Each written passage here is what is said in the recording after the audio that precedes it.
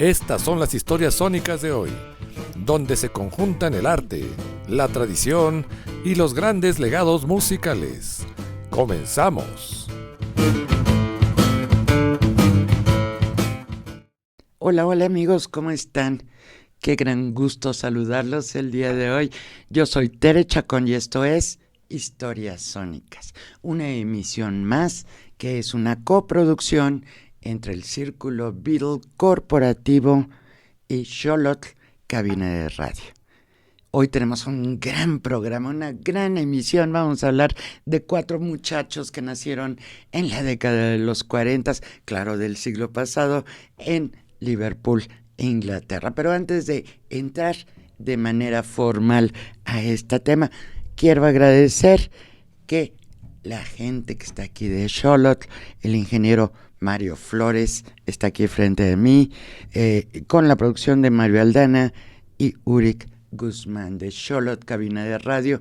También nos dan un gran espacio y hacen que Historias Sónicas pueda ser posible. Dicho todo lo anterior, ¿qué les parece que iniciamos una gran historia? We were 4 guys that I met Paul and said, "Do you want to join my band?" You know, and then George joined, and then Ringo joined. We were just a band who made it very, very big. That's all. Esta grabación que acaban de escuchar es nada más y nada menos que la voz de John Lennon, fundador de The Beatles. Y se las voy a traducir, dijo algo así como: éramos 4 tipos. Conocí a Paul y le dije, ¿quieres unirte a mi banda? Después George se unió y también Ringo se unió. Éramos solo una banda que la hizo muy, muy grande. Eso es todo. Y fíjense, amigos, qué interesante es esto. Estas palabras tan breves de John Lennon terminan con: la hicimos muy, muy grande. Y el objetivo de esta emisión es: ¿por qué? ¿Qué era lo diferente que tenían The Beatles a otras bandas contemporáneas y no contemporáneas? Hubo una serie de factores, amigos, que hizo una gran diferencia. Eran, indudablemente, 4 muchachos que se encontraron en la década de los 50, en el momento adecuado, en el lugar adecuado y con las circunstancias adecuadas. Y estos generaron una historia irrepetible. Esto, amigos, no se va a volver a repetir. Así que iniciamos. Y sin embargo, la gente, de una manera muy extraña, tiene una idea muy equivocada de los 4 integrantes de los Beatles. Primero, pues sería lo adecuado hablar de ellos. John Lennon, cuya voz escuchamos hace unos momentos, fue el fundador de esta banda. Esto fue cuando él tenía 17 años. Lennon nació en 1940. Para cuando tenía 17 años, ya su inclinación por las artes estaba muy definida y le gustaba mucho la pintura, sí, pero también le gustaba muchísimo la música, y es por eso que con sus compañeros de escuela hizo intento de tener varias bandas. Unas funcionaron, otras menos, pero al final pudo conocer al segundo integrante de la banda, Paul McCartney. Paul, a su vez, trajo a George Harrison y estuvieron ellos 3 unos añitos, un par de años, tocando juntos sin baterista. Lo intentaron con diferentes bateristas dentro de Liverpool, que era su ciudad natal. Con algunos funcionaba, con otros no tanto, y con los que sí, normalmente tenían compromisos con otras bandas. Entonces no siempre funcionaba. Pero el asunto es que finalmente Ringo Starr, el que era considerado el mejor baterista de Liverpool, Inglaterra, pudo llegar con ellos. En un ratito más les voy a contar la historia y van a ver cómo fue posible esto. Lo importante es, en México se tiene una idea rara, equivocada, diferente a la realidad. Y hay una razón para esto. En México muchas personas que yo he conocido y otras que no he conocido han expresado algo así como: a mí no me gustan los Beatles porque son repetitivos, o a mí no me gustan los Beatles porque es música pop o es música fresa. Eso yo lo he escuchado. La realidad, amigos, es que el conocimiento que se tiene en este país, así como muchos otros en Latinoamérica, es muy limitado. Por ejemplo, aquí en México, la radiodifusora que tuvo el programa de los Beatles durante muchísimos años y que a la fecha lo sigue teniendo, solo tuvo dinero para comprar 80 canciones, es decir, los derechos de transmisión en una estación radial de 80 canciones. ¿De un total de cuántas? 341 oficiales y cerca de 800 no oficiales, es decir, lo que conocemos en este país y lo que la mayoría de la gente ubica como una canción de The Beatles es totalmente alejado de la realidad. Hay tanto que conocer, hay tanto que escuchar y hay muchísimo de lo cual apasionarse, porque por si fuera poco lo anterior, existe una canción de The Beatles para cada emoción humana. Y cuando la gente se entera de este detalle, empieza a buscar y a querer conocer más y a ir a YouTube o a todas estas redes sociales en donde se puede conseguir todo el catálogo oficial de estos 4 muchachos de la década de los 40 de Liverpool, Inglaterra. Y ahora que estamos, ahora sí, totalmente inmersos en el tema, yo quisiera empezar esta emisión comentándoles por qué The Beatles son The Beatles. Les mencioné hace unos minutos por qué en otra banda había un chorro, como sucede actualmente. Hay cualquier cantidad de grupos y de bandas y muchos son muy buenos y muchos son muy talentosos. Exactamente lo mismo pasaba en Liverpool en la década de los 50. Estaban los 4 Beatles, estaban los 3, después llegó Ringo, pero también había otros grupos. Hubo algún tipo de intervención, yo no sé si llamarla divina, pero sí del destino, que logró que se dieran ciertos factores irrepetibles, como ya dije, pero también que pudieron hacer que The Beatles fuera la banda que más discos vendió en el siglo XX. ¿Y qué creen? En el siglo XXI. Y vamos a empezar. Aquí tengo un primer dato. Y tengo una serie, les voy a leer muchos de ellos. Por ejemplo, fueron los primeros en realizar videoclips musicales, esos que se popularizaron en los 90s con MTV. Si creen ustedes que los artistas de los 90s fueron los primeros, no, los primeros fueron The Beatles. Y esto vino de una reunión que tuvieron ya cuando eran famosos, en donde sabían ellos que su presencia era solicitada en muchísimas ciudades del mundo y como no podían dividirse, pues dijeron, fácil, vamos a grabar la canción y mientras nosotros pues estamos parados, posando, cantando o vamos a diferentes lugares para que se vean estos en un video. Le llamaban películas cortas. Entonces, por supuesto, la palabra video musical llegó hasta los 90s, pero ellos fueron los primeros a quienes se les ocurrió. Y las primeras 2 canciones en el mundo en ser grabadas para acompañar una canción fueron Paperback Writer y Rain. Esto en el año de 1966. Mejor aún, esto que les voy a decir les va a encantar. Fue el primer grupo en la historia en dejarse crecer el cabello y hacer de esto una moda. Todos los grupos previos seguían las tendencias masculinas, de la moda masculina de los 50, de los 40, es decir, se presentaban en el escenario con trajecito, muy formales, muy bien vestidos, claro. Y The Beatles se dejaron sin problema alguna dejar crecer el cabello y usaron esta imagen como una marca propia.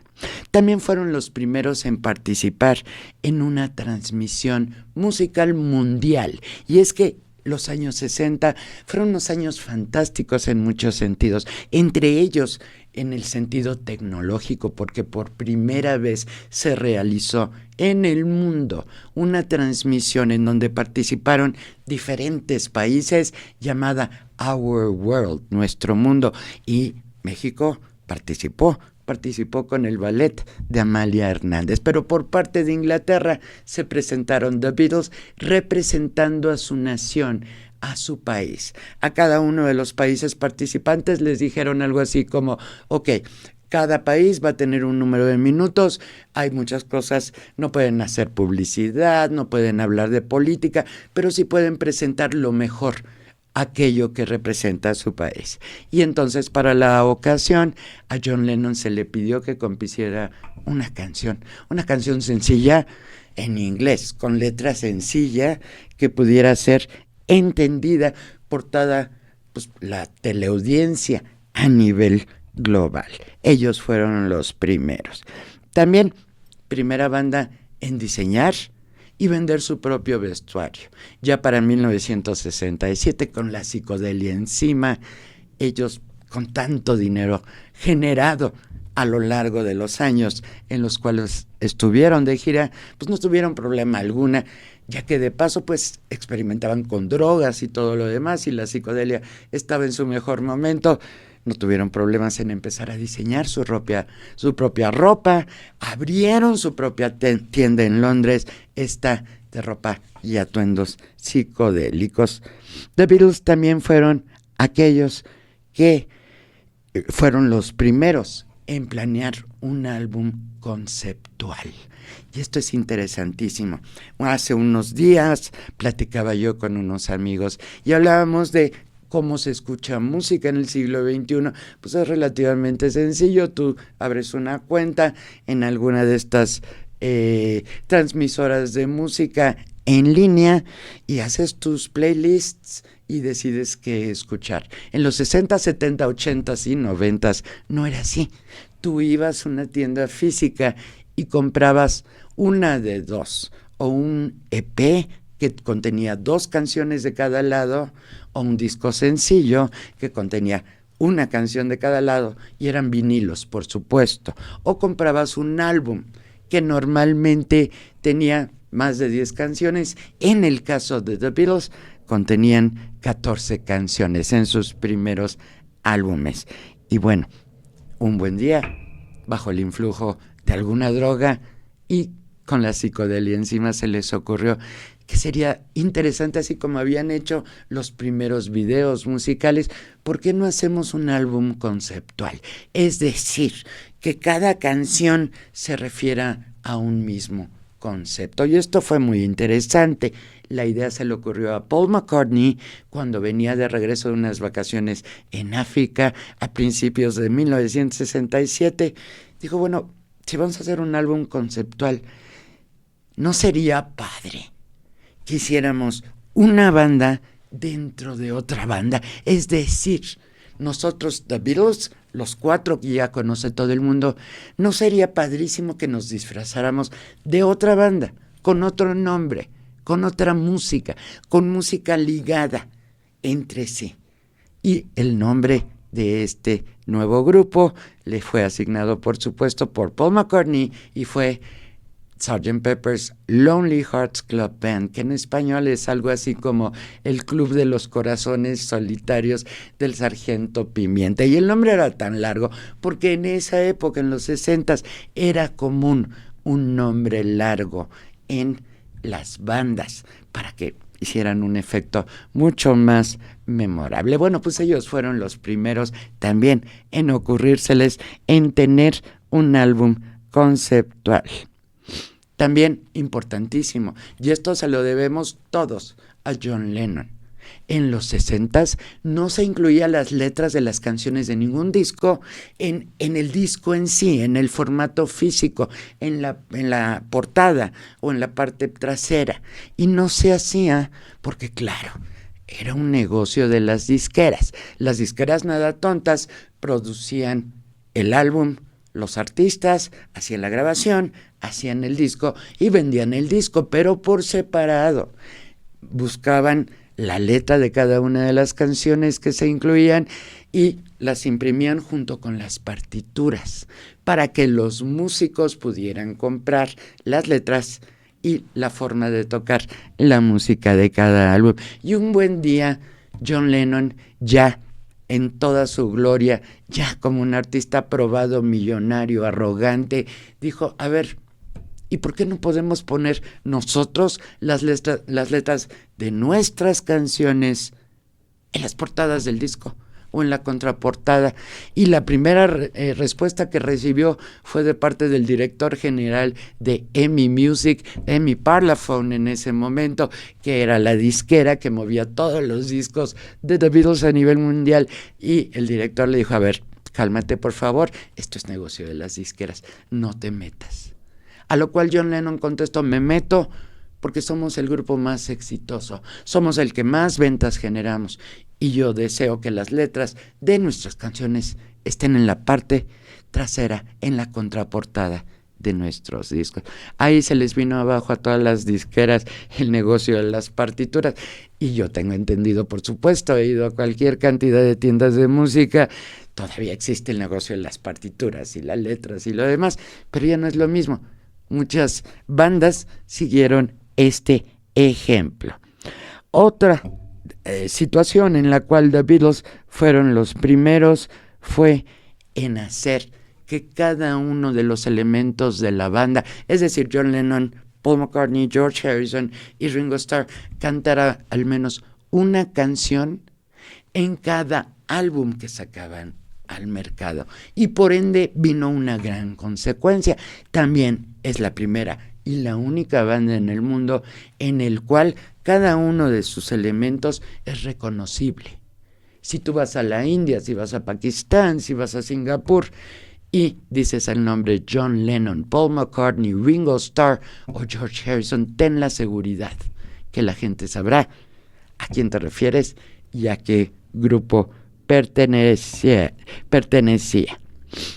No contentos con lo anterior, desde un principio The Beatles tuvieron un gran éxito en Inglaterra, después iniciaron sus giras a nivel mundial y cuando esto sucedió tuvieron otra maravilla, 5 canciones consecutivamente del número 1 al número 5 de las listas de popularidad mundiales. Imagínate, sacas tu canción, llega el número 20 y después llegó al número 1 y la siguiente que sacas llegó al número 2 y así hasta el número 5. No ha existido, amigos, en la historia de la música nadie que haya logrado esto. Fueron también los primeros en realizar un álbum doble de rock, esto con canciones nuevas. Es decir, sacaron al mercado en 1968 el álbum blanco, lo que conocemos como el álbum blanco, aunque su nombre oficial es The Beatles, el nombre de la banda, pero como salió con una portada blanca, todo el mundo lo conoció así en cualquier país del mundo. Y este fue el primer álbum doble, es decir, con 2 discos LP en donde habían canciones de los 4 Beatles y también marcó el principio de la separación de ellos como artistas. Fue muy notorio en este álbum cómo cada uno de ellos grababa sus canciones, ponía sus propias composiciones y bueno, lo que nosotros pudimos adquirir al final, no solo en vinilo, sino después en cassette o en CD o descargar, fue un compilado de composiciones de 1968 de estos 4 de Liverpool. Fueron los primeros en tener una película animada en donde los personajes principales de esta eran los 4. Esta película se llamó Yellow Submarine y bueno, pues salió al mercado, a la fecha se puede conseguir y salió entre comillas como una película para niños. La realidad es que The Beatles habían firmado desde 1964 un contrato con United Artists, esta productora de películas de los Estados Unidos. Y esto por 5 películas. La primera fue A Hard Day's Night, pero aquella a la que me estoy refiriendo en estos momentos fue Yellow Submarine. Y Yellow Submarine salió para atrapar un público que normalmente 4 jóvenes veinteañeros con su música no atrapa, los niños. Una manera muy inteligente de conseguir más mercado, más público cautivo.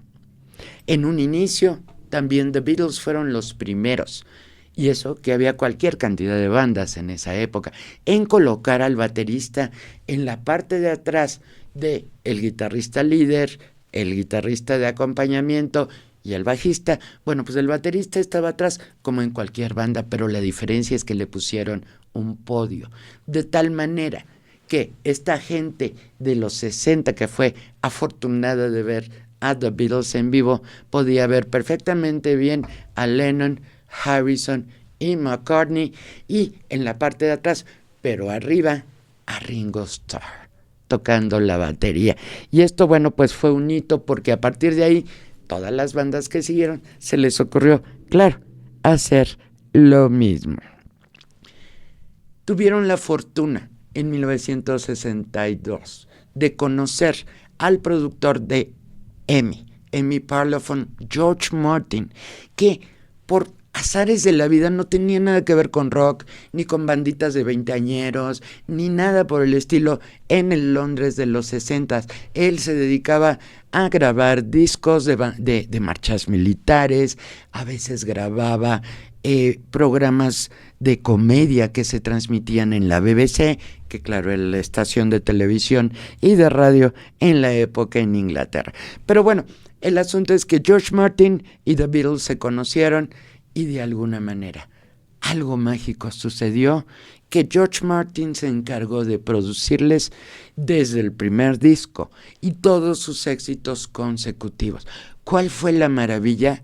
La maravilla fue que a George Martin se le ocurrió, como nunca se le había ocurrido a ningún productor de música de bandas de rock o de bandas de música pop de los 60, incluir elementos de música clásica en las grabaciones de estos 4 de Liverpool de The Beatles.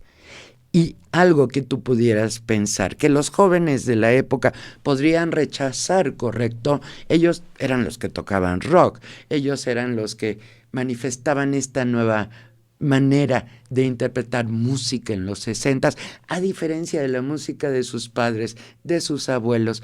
George Martin dijo, a ver, espérense, hay una magia muy especial en la música orquestal, y claro, sus canciones no van a ser orquestales, solo vamos a poner en sus grabaciones pequeños elementos de violines, de orquesta, que van a hacer una gran diferencia, y oh, vaya que sí lo hicieron.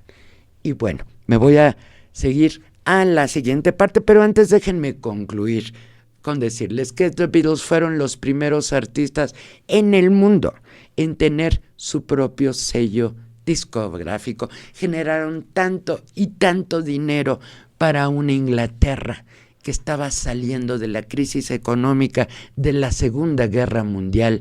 Generaron tanto dinero que no solo les dieron medallas y los condecoraron con títulos nobiliarios de los que se asignan a los ciudadanos, sino además tuvieron todo lo necesario para poder abrir su propio sello discográfico. Se acabó, ya no dependemos de Emmy, de lo que tenga que decir. Nosotros vamos a abrir nuestro propio sello, se va a llamar Apple, manzana. De ahí, claro, años después, un señor se inspiró para hacer computadoras padricísimas, pero el nombre original es de The Beatles, y este fue el nombre de la disquera que ellos decidieron abrir para distribuir, ¿por qué no?, mis propias canciones, que están padrísimas, pero también las canciones de artistas nuevos que yo voy a seleccionar de acuerdo a mi experiencia. Y continuamos con este programa dedicado a la trascendencia, a la importancia y el legado de esos 4 de Liverpool: John Lennon, Paul McCartney, George Harrison y Ringo Starr, The Beatles. Artistas reconocidos en cualquier país del mundo, a nivel global, por una serie de situaciones que pudieron coincidir, como ya vimos, durante su carrera. Pero también la historia que ellos tuvieron, de alguna u otra manera, tuvo la capacidad de entrelazarse para que resultara ser única y magnífica. Y en este momento les voy a hablar de una manera muy abreviada, porque si lo hiciera como tendría que hacerlo, amigos, nos dan las 3 o 4 o 5 de la mañana. Lo voy a hacer de una manera muy abreviada, cómo fue este encuentro de The Beatles y cómo se fue desarrollando su historia como grupo. Y empezamos en el año de 1957, cuando John Lennon, de 17 años, se encuentra con Paul McCartney, de 15 años, le lleva 2 años, en Inglaterra, en la iglesia de St. Peter, Liverpool, Inglaterra. Esto se llevó a cabo el 6 de julio de 1957. Termina 57, empezamos 58. George Harrison se une a la banda por invitación de Paul McCartney. ¿Qué fue lo que pasó? Que Paul, ya siendo parte de la banda de John, que recuerden, tenía sus cuates de la prepa como músicos dentro de una banda, que se fueron cambiando. Pero para 1958, Paul tenía ya la confianza de decirle, oye John, yo tengo un amigo, está chamaco, él nació en 1943, quiere decir que tiene 14 años en este momento, es muy joven, pero deberías ver cómo toca la guitarra. Dale chance de una audición, ¿no? Y de esta manera, y tras esta audición, George Harrison se incorporó a la banda que después fue conocido como The Beatles. Pasaron 2 años en los cuales ellos tres, acompañados de diferentes elementos que tocaban diferentes instrumentos dentro de este grupo, bueno, pues pasaron 3 años, hicieron giras en Inglaterra, en pueblitos cercanos a su natal Liverpool, en algunas ciudades medianas, pero nada realmente relevante. Después de esta experiencia, en 1960, se les acerca un promotor de Liverpool, un tal señor Williams, y les dice, yo los voy a representar. ¿Y qué creen? Tengo un contacto en Alemania, en Hamburgo, y él me está pidiendo una banda, o varias bandas, pero entre ellas me está pidiendo una que se pueda ir 2 o 3 meses a tocar en los clubes de Hamburgo. Hamburgo, un puerto. Hamburgo, Alemania, un puerto en donde, como en todos los puertos del mundo, hay bares y en muchos de ellos se toca música en vivo. No tenían un baterista en ese momento, tuvieron que tomar a un chico que ellos conocían siendo baterista de otras bandas y se lo llevaron, nada más porque tenía batería, no necesariamente porque cumpliera el nivel que ellos esperaban, pero bueno, tenía batería, ¿no? Se lo llevaron a Hamburgo, su nombre es Pete Best, e hicieron en ese mismo año su primera residencia en este club nocturno de Hamburgo llamado Indra Club. Y bueno, pues esto fue de alguna manera un entrenamiento a marchas forzadas, porque estando en este club nocturno en Hamburgo, pues el dueño no les iba a permitir nada que no fuera, que estuvieran tocando en todo momento. Hacían turnos de 6 horas consecutivas tocando, 45 minutos de descanso y otras 6 horas consecutivas hasta las 2, 3, 4, 5 de la mañana que cerraba el bar. Imaginen lo que esto logra en chicos que todavía no tienen 20 años y que conocían algunas canciones, pero que la presión de poder tocar y de estar tocando y de no estar repitiendo la misma rola, pues hizo que se forjaran como los grandes artistas. Para el 16 de agosto de 1962, Ringo es llamado por George, Paul y John para que entre ya como el baterista definitivo. ¿Por qué? Porque les acaban de hablar de Amy Parlophone diciéndoles que había un contrato para que finalmente, después de 5 años de marchas forzadas, de grandes experiencias, pudieran grabar un disco. Y en 1962 justo este mismo año en que Ringo se incorpora, el 5 de octubre, sale en el Reino Unido su primer sencillo, Love Me Do. Medio año después, en 1963, en marzo, sale el álbum Please, Please Me, un álbum que fue grabado de corrido, 14 canciones. Las 14 canciones se grabaron en los estudios EMI Parlophone de Londres el mismo día. Las 14 canciones. ¿Fue fácil? No fue fácil, pero ellos ya traían este bagaje de marchas forzadas, de turnos, de tocar ante el público horas y horas consecutivas, y lo pudieron lograr. En esa época, EMI Parlophone extendía contratos a las bandas de rock, a cualquier grupo de rock. Y lo acostumbrado era que sacaran 2 LPs por año. Eso era el contrato, eso era lo que se le exigía a cualquier grupo. Y de esta manera, The Beatles no fueron de ninguna manera la excepción. Ese mismo año sacaron su segundo álbum con 14 canciones, algunos covers y otras originales, composiciones de Lennon, de McCartney, y este fue llamado With The Beatles.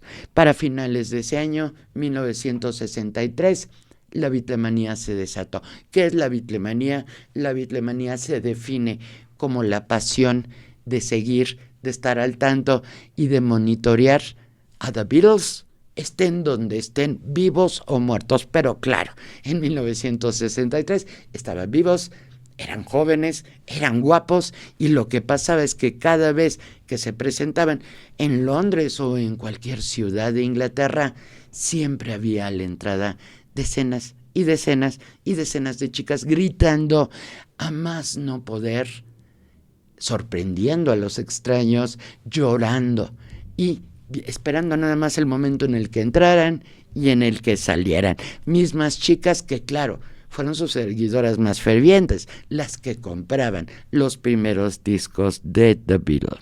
Para 1964 se consiguió algo grande. Pudieron presentarse The Beatles en Estados Unidos en el programa de Ed Sullivan, que era algo así como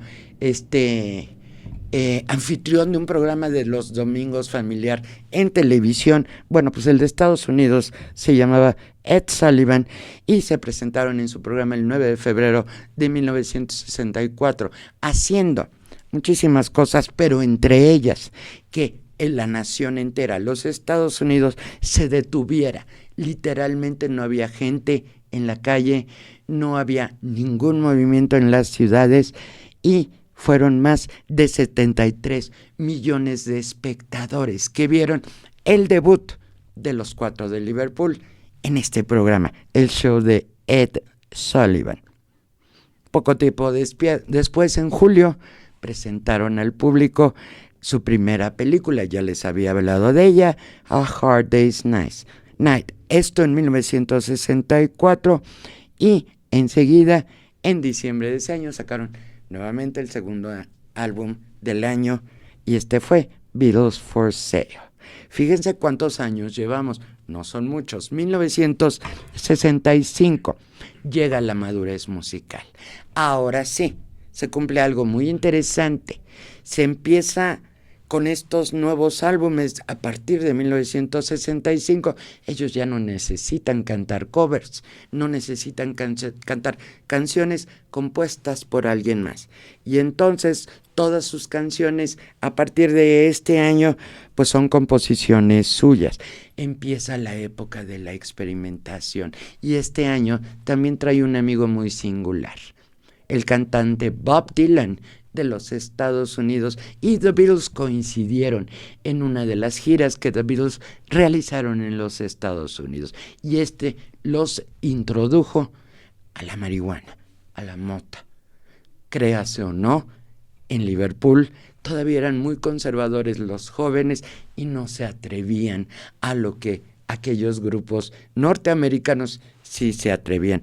Esta introducción a la droga cambió todo, porque como buenos jóvenes finalmente siguieron con drogas más fuertes y cada día más fuertes, llegando a probar heroína y LSD, que entre muchas cosas que logró en ellos, fue una interesante, les abrió la mente, les abrió el talento para crear, y de ahí vinieron todas las maravillas subsecuentes.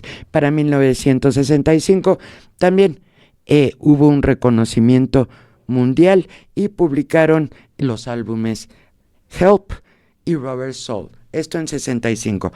1966.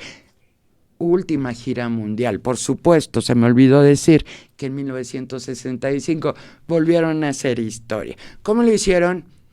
Pues un promotor de Estados Unidos les habló y les dijo, oigan, quiero traerlos nuevamente a Estados Unidos, pero ustedes, no hay teatro que aguante la cantidad de personas que quieren verlos en vivo.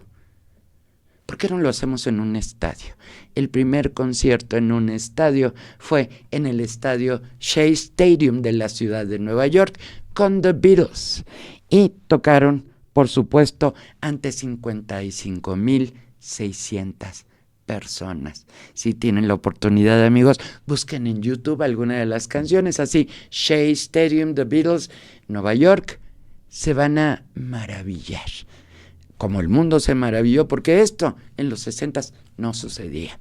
Algo que es muy común y muy normal para nosotros, no sucedía. Pero ya estábamos en 1966 y para este momento John Lennon, Paul McCartney, George Harrison y Ringo Starr estaban hartos. Ya tenían droga, ya se la pasaban muy bien, ya la disquera no los presionaba como lo hacía en un principio de saquen 2 álbumes, cumplan con todos estos pasos del contrato, dado que ellos generaban los mayores ingresos que recibía su país y por supuesto la disquera, y por ende gozaban ya de una libertad. Y una de esas primeras libertades fue, ¿saben qué? Ya no queremos seguir haciendo giras. Y esto lo dijo George Harrison, que realmente se sacaba muchísimo de onda y se la pasaba muy mal en las presentaciones que hacían en Estados Unidos y en diferentes países en el mundo por varias razones, siendo una de ellas que se sentían inseguros. Era tan poca la experiencia que se tenía en el mundo en controlar al público en eventos masivos. No existía la seguridad que podemos ver ahorita en un concierto, que ellos realmente pensaban que cualquier persona podría acercarse, atacarlos, agredirlos. Peor aún, empezaron una serie de padres de familia con hijos con discapacidad a llevárselos al final de los conciertos y les decían tóquenlos para que sanen. Y esta situación realmente los hacía sentir pues muy incómodos, muy mal, porque bueno, por situaciones obvias y porque obviamente no iban a hacer ninguna diferencia. ¿Y cuál fue el resultado? El resultado fue, ya no queremos hacer giras. ¿Qué es lo que vamos a hacer? Vamos a estar aquí en el estudio en Londres, vamos a vivir como lo estamos haciendo ya, cerca del estudio de EMI, ahora llamado Abbey Road, y vamos a hacer nuestra producción musical aquí, con toda la libertad del mundo, con todo el tiempo del mundo, sin presiones de la disquera, sin presión de nadie. Somos los Beatles, nos bastamos y nos sobramos. 1966, amigos, es el año en que llegó Yoko Ono a la vida de John Lennon. Es algo así como el principio del fin, amigos, pero no tan abiertamente. Yoko Ono, una artista nacida en Japón, criada en los Estados Unidos, que había llegado a Londres a presentar una exhibición. Ella era parte de un movimiento llamado Fluxus de arte. Y bueno, pues ella llegó y por alguna razón rara, identificada con el destino, llegó a la vida de John Lennon y lo volvió loco de amor, indudablemente. Y vamos a tener un programa de eso, se van a divertir. Pero bueno, ya estaba 1966, Yoko Ono, y de esta manera entramos al año de 67, la psicodelia en pleno, ropa multicolor, The Beatles drogándose, componiendo, sacando grandes canciones, entre ellas un álbum del cual ya les hablé al principio del programa, Sgt. Pepper's Lonely Hearts Club Band, que hizo cualquier cantidad de cambios en la música de ese momento, entre ellas, claro, las letras en la contraportada. También ese mismo año, tal como se les comenté al principio, participaron en la primera transmisión musical a través de satélite con la canción All You Need Is Love. ¿Se acuerdan que les dije? Le pidieron a John, compón algo en inglés, pero sencillo, con palabras sencillas, y la canción resultante fue All You Need Is Love, lo cual es totalmente cierto. Todos necesitamos amor. Ese mismo año, al final publicaron Magical Mystery Tour. Esto después de la muerte del que había sido su representante desde el principio, que los maleducó en todos los sentidos. Los maleducó en el sentido de, oye, Brian, se llamaba Brian este señor, y llegaba el Ringo Starr, oye Brian, quiero una casa con 16 cuartos, que tenga jardín adelante, atrás. Perfecto, por favor dile a tu mujer que escoja una, yo voy y pago. Oye Brian, queremos un coche último modelo, un Aston Martin, último modelo. Aquí está tu Aston Martin, toma las llaves. No había un límite en la capacidad económica de The Beatles, que para entonces andaban en los 25, 24, 26 años de edad. Y si tú, que me estás escuchando, has tenido la oportunidad de conocer a alguien que no tiene límites a esas edades, sabes que lo que viene posteriormente es algo así como un desastre por la falta de ubicación en relación al resto de la humanidad. Para 1968 ya las cosas no estaban tan padres. Ya la tensión entre los cuatro era evidente, las drogas habían pasado factura, pero también algo muy interesante. Cada Beatles había descubierto ya para este momento un sendero por el cual seguir caminando que no necesariamente tenía que ver con el sendero de los demás. Por ejemplo, George Harrison descubrió la música de la India. Esto primero con un sitar que vio en el set donde se filmó la película Help, y pues le encantó la música de la India. Se fue a la India a tomar cursos de cómo tocar el sitar. Eso por el lado de Ringo. A Ringo lo invitaban a hacer películas. Hacía películas con Peter Sellers y todos estos comediantes grandes de los 60. John estaba con Yoko Ono, no se puede decir mucho más al respecto, pero Paul también descubrió que le gustaba dirigir y tomaba el papel, ya que se había muerto el representante de ellos, tomaba el papel, ahora yo soy el productor, y entonces cuando empezaban a grabar, tú tienes la guitarra y tú tienes el bajo, quiero que toques la entrada de esta manera y quiero que toques la salida de esta. Decidió él mismo corregir a sus propios compañeros de banda y por supuesto no les hizo ninguna gracia. 1968 vio nacer el álbum blanco, este álbum doble del cual les hablaba al principio de esta emisión. Para 1969, pues ya entendiendo que el final se acercaba, decidieron recluirse el primer mes de ese año, enero de 1969, en unos estudios de televisión, en donde la gran idea ahora era, vamos a componer las canciones de nuestro último álbum, pero al mismo tiempo vamos a tener un equipo de filmación profesional para que podamos hacer un documental, tal como lo hicieron con los videos musicales, para que podamos hacer un documental sobre nuestro trabajo, y el resultado va a ser un álbum que dé un cierre adecuado a la banda. Realmente no fue así. O sea, esto es lo bonito y lo romántico. La realidad es que 30 días encerrados consecutivos en un estudio de televisión usado para componer derivó en muchos problemas. George se salió de la banda un día que se enojó, con John y con Yoko, en fin, hubo una serie de problemas ya fuerte, y de esta manera, amigos, en 1970 se dio la separación de The Beatles de forma oficial. ¿Cómo fue? Pues en realidad se fueron alejando. con el pretexto de Yoko y yo vamos a dar un concierto en Toronto, de John, ¿no? O Ringo, voy a filmar la película de Magic Christian. O George, yo voy a ir a la India a tomar más cursos de música hindú. Bueno, pues Paul mandó un comunicado en donde le avisaba a la prensa en 1970 que se había salido de The Beatles. Y con eso se hizo formal esta separación. ¿Fue difícil? Sí, fue muy difícil. Y aquí el juego de los egos, Lennon y McCartney, entró en marcha, pero también los egos de los demás. Yo te quiero preguntar a ti que me estás escuchando. Imagina tener 21, 22, 23, 24 años y no tener límite en la cantidad de dinero que tienes, en la cantidad de cosas que puedes comprar. Indudablemente tienes talento, sí, pero aquí la situación es que tu ego empieza a subir, y llega un momento que pierdes contacto con la realidad. Y esto es algo que The Beatles tuvieron que pagar en los años subsecuentes, unos antes, unos después.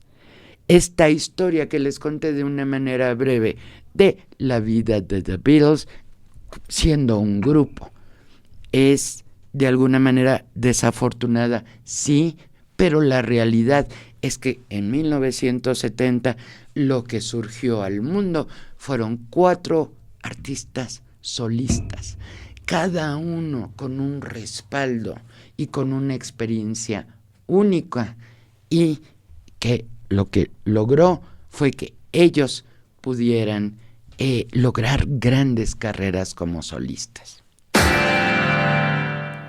Estamos de regreso y ahora quiero iniciar con una anécdota. Hace unos años hablaba yo con un amigo, el integrante de una banda de rock, y empezamos a tener una discusión que empezó amigablemente y después creo que ya no tan amigablemente. Lo que yo le decía a él era, el éxito de un grupo se mide por sus ventas. Desde mi perspectiva, no hay otra. Si a la gente le gusta lo que haces, compra tu canción, compras la descarga actualmente o compras el disco físico, si eso es lo que quieras.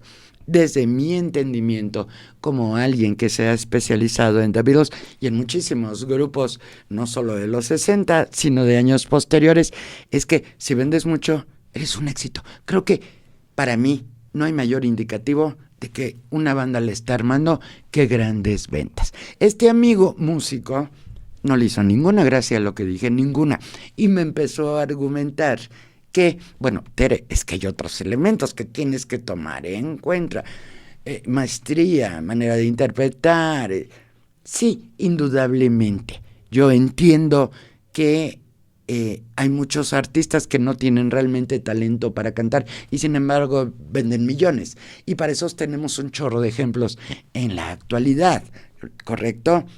Pero cuando se conjuntan los dos elementos, talento y oportunidad y ventas, creo que hay un indicativo. Y les cuento esta anécdota precisamente porque, ¿qué creen? Les tengo las ventas totales de The Beatles del siglo XX y del siglo XXI. Y aquí nos vamos a sorprender.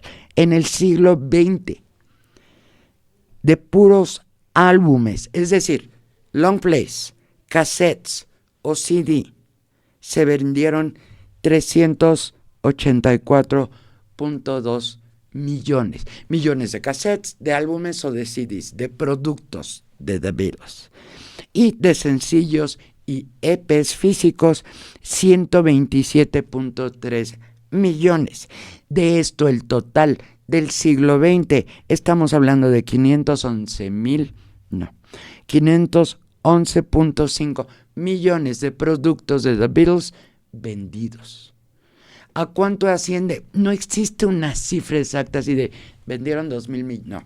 Y no existe porque, claro, cada una de las disqueras que han tenido la oportunidad de distribuir la música de The Beatles, pues tiene diferentes números. Lo que sí podemos contabilizar es los álbumes, los productos. Esto siglo XX, siglo XXI. Hubo muchos productos más, obviamente, siendo el primero el álbum One, que tuvo todos los éxitos número 1 de The Beatles, y de este se vendieron a principios del siglo XXI, es decir, en el año 2000, 33.3 millones. Después, en el 2009, salió otro producto de The Beatles, remasterizados de catálogo, y de este se vendieron 2.5 millones de piezas tras el lanzamiento. No contento con lo anterior y siguiendo la tradición de vamos a hacer algo diferente, videos o películas, algo que nadie hace, para el año 2009 sale The Beatles Rock Band, que son estos juegos interactivos en los cuales tú adquieres tu instrumento y a través de los botoncitos que tus dedos aprieten vas viendo cómo vas interpretando. 1 millón de unidades en el primer mes. Y después el documental The Beatles Get Back del año 2021, es muy reciente, generó 503 millones de minutos vistos en 4 días tras su estreno. Total, 518 millones de ventas equivalentes al álbum. Claro, en el siglo XXI pues ya tenemos el Rock Band y ya tenemos el streaming y las descargas. No puede ser la misma contabilización del siglo XX, en donde decías, vendiste 3 cassettes y 2 álbumes. En el siglo XXI, el total es 518 millones de ventas equivalentes de álbum, entre físicas, descargas y streaming. Esto para que ustedes se den una idea de el gran alcance de The Beatles. Y ahora vamos a seguir con nueva información de esto. ¿Cuántos álbumes hicieron The Beatles? En un principio les decía, bueno, en la estación de radio que tenemos aquí en México solo pasaban 80 rolas. Por eso la gente no conoce los reales productos de The Beatles. La realidad es que en estos años en los cuales ellos estuvieron juntos, sacaron al mercado desde 1963 12 álbumes de estudio más una compilación, lo cual da 13 álbumes. Es todo lo que hubo. Por su parte, canciones oficiales de John, George, Paul y Ringo fueron 213 canciones del catálogo original, más 100 lanzamientos posteriores y una que nos acaba de llegar hace 1 año y medio, 2 años, la nueva canción de The Beatles que nos hizo suspirar a muchos, Now and Then. Y bueno, pues esto da un total de 314 canciones. Hay más, hay muchas más. Se calculan que hay 800 canciones de The Beatles que nunca fueron publicadas de manera oficial en ninguno de sus álbumes. Y si tú eres un poquito curioso, yo te invito a que vayas a YouTube y busques ahí The Beatles canciones no oficiales. Te va a salir cualquiera. Hay unas maravillosas que además no solo complementan este bagaje de canciones dividida en 13 álbums, sino además lo enriquecen. Porque hay otro detalle que hace que The Beatles sean diferentes, que no ha sucedido con ninguna otra banda. Y esto es, cada álbum posterior fue más complejo a nivel musical y a nivel vocal que el anterior. Es decir, Please Me, que fue el primero, fue un buen álbum. Sí, muy bueno. Pero el siguiente, With the Beatles, ya tenía un poco más de complejidad musical. Y bueno, pues amigos, dicho lo anterior, ¿cuál es mi recomendación? Se las acabo de decir. Busquen rolas de The Beatles que no son oficiales. Se van a enamorar. Y recuerdo lo que dije en un inicio, hay cada canción de The Beatles sirve para un sentimiento, para un estado de ánimo. Te levantas triste, seguramente por ahí John Lennon te va a ayudar. Te levantas contento, seguramente Paul McCartney te va a ayudar. George Harrison hizo música maravillosa y también Ringo Starr tiene sus canciones. Y bueno, pues ya para cerrar, Terminé una de las secciones anteriores diciendo que en 1970, después de los enojos y después de los celos profesionales y después de toda esta tensión y mala vibra que existió entre los 4 Beatles, lo bueno que sí sucedió fue que el mundo recibió a 4 artistas plenos, completos, con todo un bagaje musical de grandes canciones que ningún otro artista en el mundo ha vuelto a sacar con esos parámetros. De esta manera, Paul McCartney, John Lennon, George Harrison y Ringo Starr iniciaron una carrera solista. A veces trabajaban juntos. Por ejemplo, Ringo, que era el baterista de la banda y que era el que menos experiencia tenía en composición, sus primeros álbumes recibieron la ayuda de John Lennon, de Paul McCartney y de George. Todos querían a Ringo, era el buena onda dentro del grupo. Pero también John Lennon sacó al mercado 6 álbumes. Lamentablemente, amigos, como ustedes saben, él fue asesinado en el año de 1980 y durante sus primeros 5 años como solista, es decir, desde el 70 hasta el 75, tuvo oportunidad de sacar 6 álbumes. Después fue amo de casa y en el programa que voy a tener de John Lennon en unas semanas les voy a platicar de esta época de la vida de John Lennon. Por su parte, George Harrison, que murió en el 2001. Lamentablemente, todas estas son muertes terribles y lamentables. Sacó al mercado 13 álbumes de estudio. Con lo cual, por supuesto, el catálogo de música de Harrison, además de las canciones que compuso dentro de The Beatles, pues aumentó y se aumentó de una manera maravillosa y significativa. Recomendación: primer álbum solista de Harrison, All Things Must Pass, búsquenlo en YouTube.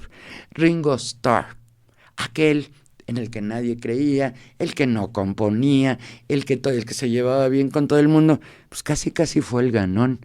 Desde 1970 hasta la fecha, e incluyo el año 2025, Ringo Starr ha estado sacando álbumes al mercado, unos buenos, unos fantásticos, otros de gracias Ringo por seguir trabajando, pero al final todo es un gran esfuerzo de parte de este fabuloso señor, que además ya ahora es Sir, reconocido en su país, y que es el baterista más rico del mundo, por supuesto. 21 álbumes nada más. ¿Y quién fue aquel Beatle que apenas entendió? Le dolió muchísimo, se la pasó muy mal, pero finalmente lo entendió, que ya no era un Beatle y que tenía que seguir su carrera solista. Ese fue Paul McCartney. ¿Le suena? Ha venido a México varias veces y estamos esperando que venga el próximo año, nada más nos confirme su nueva gira. Paul McCartney, desde el año 1970 hasta el día de hoy, ha sacado 41 álbumes con música de todo tipo. Tenemos música clásica, por supuesto, tenemos rock, tenemos pop, pero también ha sacado álbumes de música clásica, de ballet, de jazz, música techno, en fin. Paul McCartney es un dechado de talento musical. Y bueno, amigos, pues estamos por concluir ya la emisión. No quiero cerrar esto sin decirles, primero, ha sido un placer preparar esta emisión para ustedes. Tuve la oportunidad de recopilar una historia que he estudiado a lo largo de estos años y de hacerlo de una manera con la esperanza de que les haya sido fácil de entender y rápida de entender. Me faltaron muchas cosas, claro, por supuesto. Lo dije también en un principio, terminaríamos a las 3 de la mañana, pero la realidad y la buena noticia, amigos, es que yo voy a regresar en unas semanas con un capítulo nuevo. Y ahora sí, de lo general, me voy a ir a lo particular. Y entre mis próximas emisiones está uno, cómo se hizo un álbum, el álbum Sgt. Pepper's Lonely Hearts Club Band, la vida de John Lennon. Ese va a ser un capítulo fuerte, difícil. Prepárense porque es muy conmovedor el ver cómo John renunció a todo su talento, a toda su capacidad musical, para simple y sencillamente ser, dicho por él, un amo de casa en sus últimos 5 años de vida. Y bueno, pues habrá mucho más, eso se los prometo yo. Encantada de estar con ustedes, amigos de Historias Sónicas. Yo soy Tere Chacón y gracias nuevamente a Charlotte, cabina de radio, por permitirme estar aquí. Gracias a Mario, mi ingeniero de sonido, Mario Aldana, y a todo el mundo aquí en Charlotte, y también a mis compañeros de SB, el Círculo Beatle Corporativo, que van a escuchar ustedes cada sábado.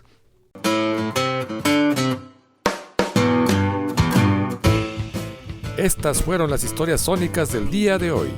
La próxima semana volveremos con más. No lo olvides, te esperamos.